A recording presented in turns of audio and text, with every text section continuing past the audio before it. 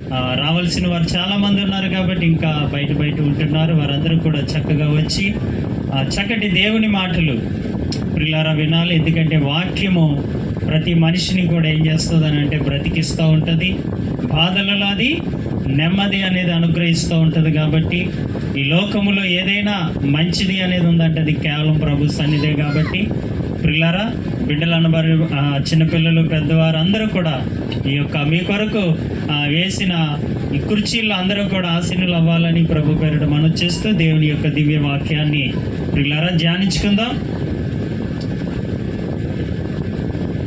ప్రియులారా, ఇందాక మనం చదివిన లేఖన భాగములలో 128వ సంకీర్తన,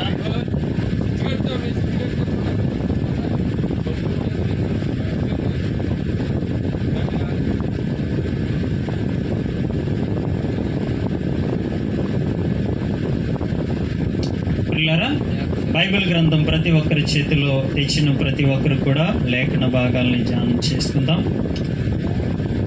128వ కీర్తన చక్కగా చదివిన బిడ్డలను బట్టి వందనాలు చెల్లిస్తూ, ప్రియులారా 128వ కీర్తన మొదటి వచనములో, యెహోవా యందు భయభక్తులు కలిగి ఆయన త్రోవలు యందు నడిచి వారందరూ కూడా ఎవరు అంటే ధన్యులు.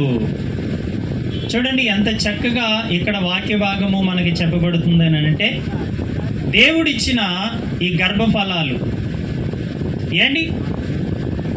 ఈరోజు సమాజంలో మనం చూస్తూ ఉంటుంటే బిడ్డల యొక్క నడవడికిని చూస్తే తల్లిదండ్రులకి చాలా ఆందోళన, భయము అనేది కలుగుతున్నది ప్రియులారా.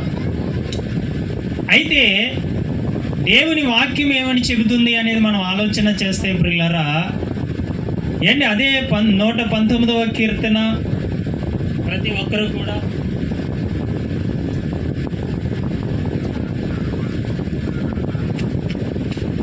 119వ కీర్తన 9వ వచనాన్ని కూడా మనం చదివితే చూడండి, ఇక్కడ వాక్యము చెప్పబడుతున్న మంచి మాట, యవ్వనస్తులు దేని చేత తమ నడత శుద్ధి పరుచుకుందురు, నీ వాక్యమును బట్టి దాన్ని జాగ్రత్తగా చూచుకునుట చేతనే కదా.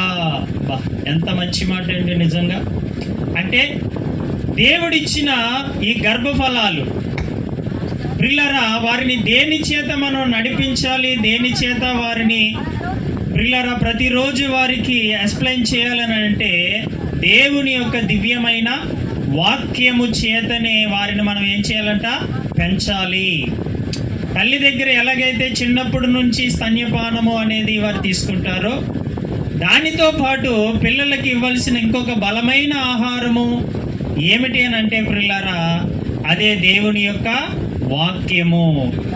ఇక్కడ యవనస్తులు అనే పదాన్ని ఎందుకు ఇక్కడ ఉపయోగిస్తున్నాడు అంటే, మరి బాలురులకు వద్దా అని అంటే ప్రియులారా, బాలురులు అనేవారు తల్లి ఒడి దగ్గర తల్లి చేతిలోనే ఉంటారు. ఎప్పుడైతే వారు యవనస్తులుగా ప్రియులారా ఎదుగుతున్నారో అప్పటి నుండి వారి చెయ్యి తల్లి చేతిలో నుండి ఏమవుతుందని అంటే విడిచిపెడతా ఉంటారు. జాగ్రత్తగా వినాలి. ఏంటి, యవన స్థితికి రాకమునుపు వారి చేతులు తల్లిదండ్రుల యొక్క చేతిలోనే ఉంటాయి ప్రియులారా. ఎప్పుడైతే వారు యవన ప్రాయానికి వస్తూ ఉంటారో క్రమముగా వారు చెయ్యి విడిచిపెడతా ఉంటారు. కాబట్టి వారు ఆ చెయ్యి విడిచిపెట్టకుండా ఉండాలి అని అంటే ఆ పిల్లలు ఎప్పుడు కూడా తల్లిదండ్రుల యొక్క వడిలోనే, తల్లిదండ్రుల యొక్క చేతుల్లోనే ఉండాలి అని అంటే ప్రియులారా, ఆ యవ్వనాన్ని వాక్యముతో ఏం చేయాలని అంటే ప్రియులారా మనం పెంచాలి. అందుకే యవ్వన యోచనల నుండి నువ్వు త్వరగా పారిపోమని తిమోతికి రాసిన పత్రికలు మనం చదువుతూ ఉంటాం ప్రియులారా. అయితే ఈరోజు మనం యవన ప్రాయములోనికి వచ్చిన ఈ బిడ్డను బట్టి, లేక ఇంకా చాలామంది యవన ప్రాయములో ఉన్న బిడ్డలను బట్టి దేవుని వాక్యం ఏమని ప్రకటిస్తుందని అంటే, యవ్వనస్తులు చూసారండి, ఈ యవన ప్రాయానికి వచ్చిన ప్రతి ఒక్కరు ఆలోచన ప్రియులారా చాలా భయంకరంగా ఉంటాయి. మరి భయంకరమైన ఆలోచన విధానాన్ని ఎవరి ఆధునియంలో పెట్టుకోవాలంటున్నాడు అంటే ప్రభు యొక్క ఆధునియములోనికి వెళ్ళిపోవాలి ఆలోచనలన్నీ. అందుకే ఇక్కడ చక్కటి మాటలు, యవ్వనస్తులు దేని చేత, అదిగోనండి ఈరోజు సమాజంలో ఎన్నెన్నో వచ్చాయి మనుషుల్ని పాడు చేసేవి. ఈరోజు సమాజంలో ఏది కూడా ఈ వస్తువు మనిషిని బాగు చేసేది అనేది ఎక్కడ కూడా ప్రియులారా లేదు. అన్నీ కూడా పాడు చేసే కనబడుతున్నాయి. కానీ బాగు చేసేది ఒకే ఒక్కటి ప్రియులారా, అది ఏంటనంటే దేవుని యొక్క వాక్యము మాత్రమే. దేవునికి స్తోత్రం. ఆ వాక్యము ఒక్కటి మాత్రమే మనుషుని ఏం చేయగలదనంటే పూర్తి కంట్రోల్ చేయగలదు. పూర్తిగా ప్రియులారా ఆ వ్యక్తిని దేవుని యొక్క ఆధీనములోనికి తీసుకురాగలిగిన ఏకైకమైనది, దివ్యమైనది ఏంటి? అదే దేవుని యొక్క వాక్యము.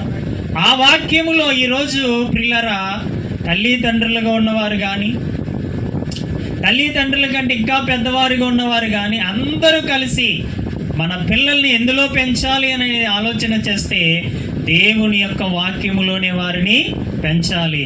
పెద్ద అయిన తర్వాత వాడు అందులో నుంచి ఏమవడంటే అండి తొలగి పోడు. బైబిల్లో ఇంకొక మాట ఉంటుంది, యవ్వనస్తులు తప్పక తొట్టిల్లుదురు.